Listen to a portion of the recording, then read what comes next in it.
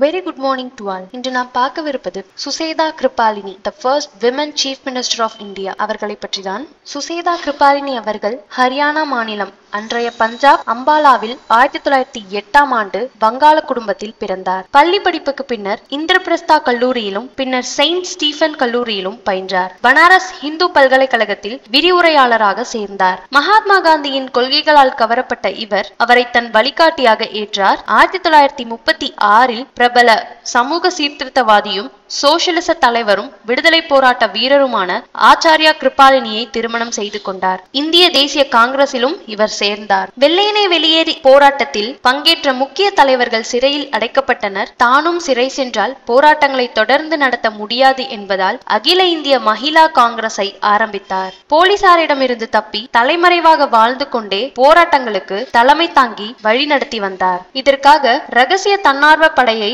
உருவாக்கினார். பெண்களுக்கு சிலம்பாட்டம், முதலுதவி பயிற்சி, ஆபத்துகளில் இருந்து தங்களை பாதுகாத்துக் கொள்வதற்கான ஆயுத பயிற்சி உள்ளிட்ட பல்வேறு பயிற்சிகளையும் அளித்தார். சிறை சென்ற சுதந்திர போராட்ட வீரர்களின் குடும்பங்களுக்கு ஆதரவாகவும் உதவியும் வழங்கும் பொறுப்பையும் ஏற்றார். காந்திஜியின் ஆலோசனைப்படி 1946இல் கஸ்தூரிபாய் காந்தி தேசிய நினைவு அறக்கட்டளையின் அமைப்பு செயலாளராக நியமிக்கப்பட்டார். இதன் பல்வேறு பணிகளுக்காக அதன் செயலாளரான தக்கர் பாபாவுடன் நாடு முழுவதும் பயணம் மேற்கொண்டார். 1947இல் சுதந்திர தினத்தன்று அரசியலமைப்பு அவையின் அமர்வில் வந்தே மாதரம் பாடலை பாடினார். நாடு விடுதலையடைந்த சமயத்தில் நடைபெற்ற பிரிவினை கலவரங்களின் போது காந்தியடிகள் மேற்கொண்ட நவகாளி யாத்திரையில் அவருடன் பங்கேற்றார். வன்முறைகளால் பாதிக்கப்பட்ட மக்களுக்கு தாயாக இருந்து உதவினார். அரசியலமைப்பு மன்றத்தின் உறுப்பினராக தேர்ந்தெடுக்கப்பட்டார். ஐக்கிய நாடுகளின் சபைக்கான இந்திய பிரதிநிதியாகவும் செயல்பட்டார். 1951இல் ஆச்சாரியா கிருபாலினி